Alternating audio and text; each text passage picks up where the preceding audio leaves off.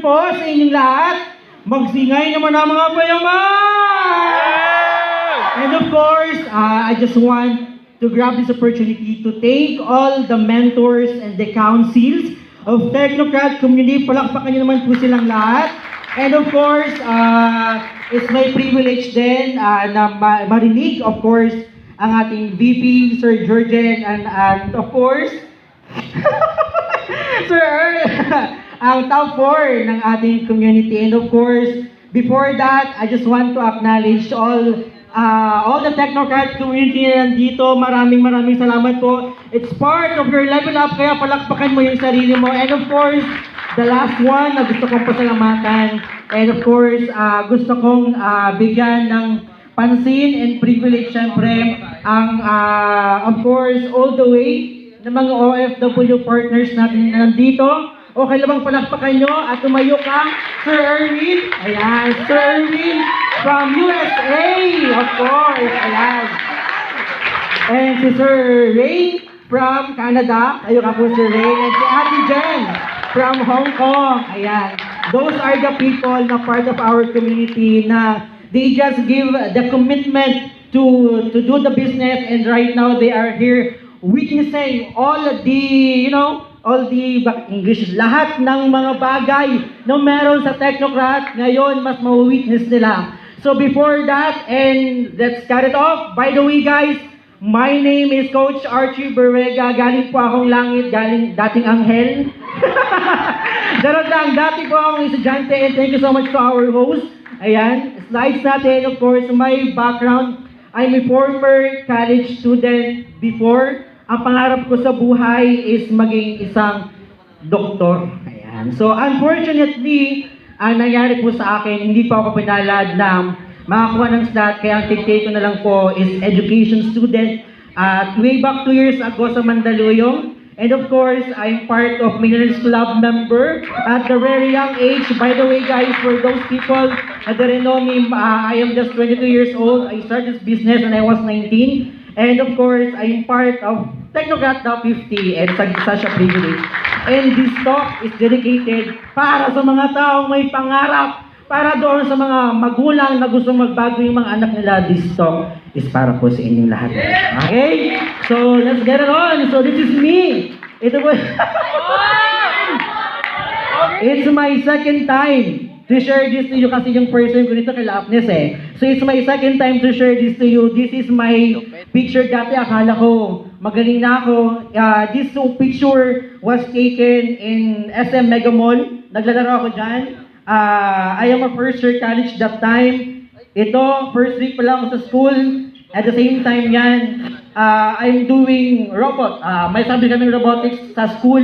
So, ang daming ginastos that time. The saddest point nang meron dyan is yung ang dami mong ginastos pero ang grade mo DOS.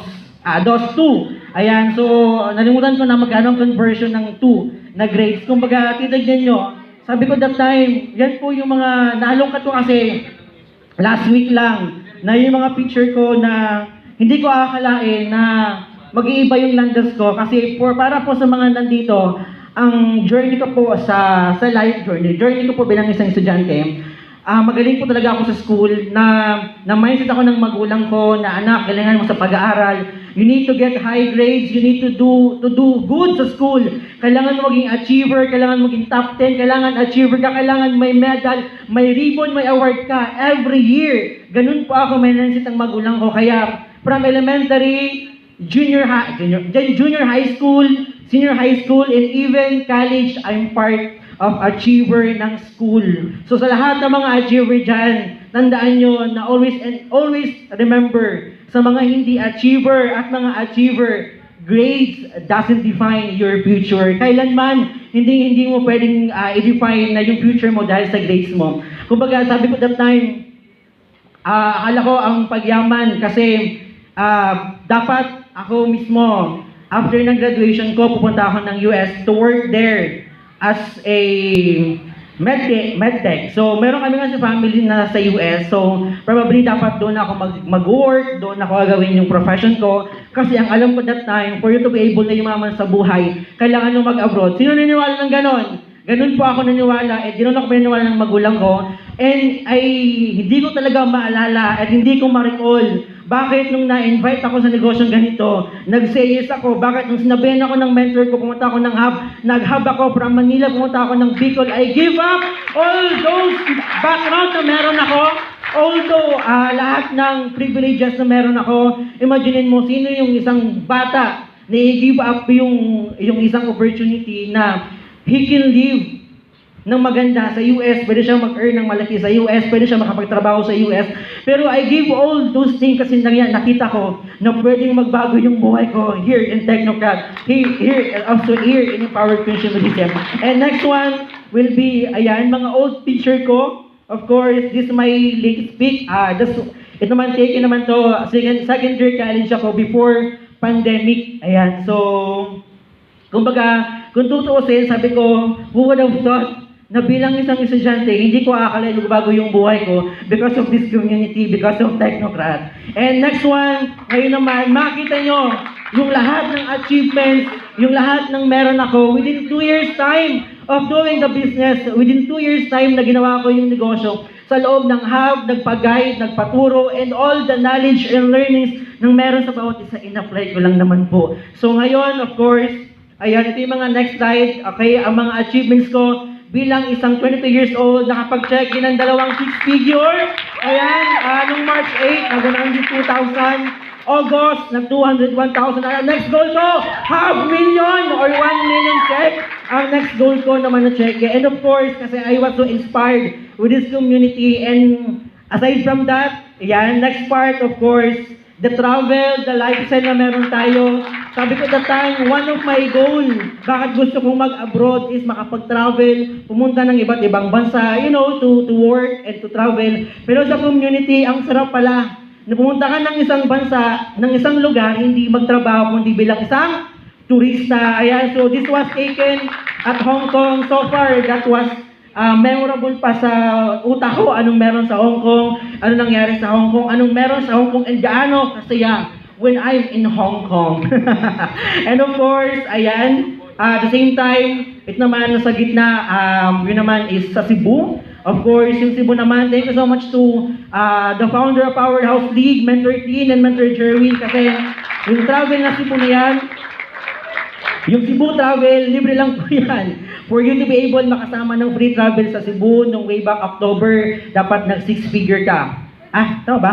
September pala, sorry. And yung last part is sa Macau. Yan, kasama namin din yung mga leaders namin sa Hong Kong. And of course, the next achievement na meron ako is, ayan, naging part din ako, of course, ng Technocrat Top 50. Naging part ako ng community na, alam mo yon, dati sa school na-award din naman ako, sa school, achiever din naman ako. Pero ang lagi kinocompute doon, grades. Ang kinocompute doon, yung sipag, yung pagod na ginawa mo sa school. But right now, because of this community, the more na mas mataas yung rank mo, the more na mas mataas yung income mo sa negosyo mo. And para sa mga estudyante na nandito, tandaan nyo lagi, nasa panahon right now, walang kasiguraduhan right now, walang kasiguraduhan na after ba mag-graduate, after mo ba makapasa ng board exam, after mo makuha lahat ng credentials mo, ang tanong doon, meron ka bang trabaho? Meron ka bang trabaho after this? Unlike Coach Jane Kelly, I never been employed in my entire life. Why? Because isa po ako sa mga taong, palaasa sa magulang, yung tipong lahat ng kailangan sa school, sabi sa akin ng parents ko, mag-aral ka lang mo ng mabuti, galingan mo lang sa school, kami na bahala mag-provide lahat ng baon mo, lahat ng pangangailangan sa school, lahat ng kailangan sa school, i-provide namin, basta suklian mo lang kami ng mataas na grade. Yun po ako dati, and you know what, ngayon pa lang, kumbaga, sa lahat ng parents nandito, just, pwede nyo rin itong i-share sa mga anak nyo, pwede nyo itong i-share sa kanila, malay mo, pwede pala sila magnegosyo, malay mo, sila pala yung pwedeng magbago ng life nyo. Kaya, aside from that, of course, yung next slide natin, ayan, yun na yung naging top 50 tayo. And of course, the recent achievement na meron ako right now is I am happy and proud to say that I'm part of Millionaires Club member at the age of 22 years old. Sabi ko that time, nung before ako magpa-Hong Kong, sabi ko, gusto kong matapos yung gusto ko gusto kong matapos yung MC ko kasi sabi sa akin ni Mentor Joseph, mag-Hong Kong ka nga, ano ba yung biggest achievements na pwede mong i-celebrate doon? Sabi ko, kumita ko ng malaki. Sabi niya, mali, dapat i-goal mo before ka mag-Hong Kong, tapusin mo yung Mayor's Club mo. And ginawa ko po talaga yun. One day before ng flight namin, na ito po yung pinaka-minimum. And so far right now, talagang ang laman na ng account ko, talagang totoong MC na po talaga ako. Totoong 1 million na mahigit yung laman ng GTC ko. And I'm so excited tomorrow for our gala. Ano ba yung mga suot ninyo? Gaano po talaga pogi? Gaano ka pa talaga kaganda bukas? And lahat ng inspiration na pwede mong makuha tomorrow. Ako din po, dati din po akong ganyan. Dati po, nakaupo din po ako ganyan. Nasa likodan, nasa unahan minsan, nakikinig. Sabi ko, gusto ko din yan, gusto ko din mag-share, gusto ko din makahawak ng mic. I just want to inspire all those people na mga kabataan na katulad yun na ng araw magandang buhay. Sabi ko that time, I'm just a dreamer. I'm just a student. Isa lang naman po akong anak ng magulang ko. And because of this community, nagbago yung buhay ko. And syempre, sabi ko that time, sa lahat ng downlines at mga dreamer na nandito, tandaan nyo lagi na walang imposible sa buhay. Kung kaya ko, mas kaya nyo din yan. Again, it's Coach Art. Thank you so much.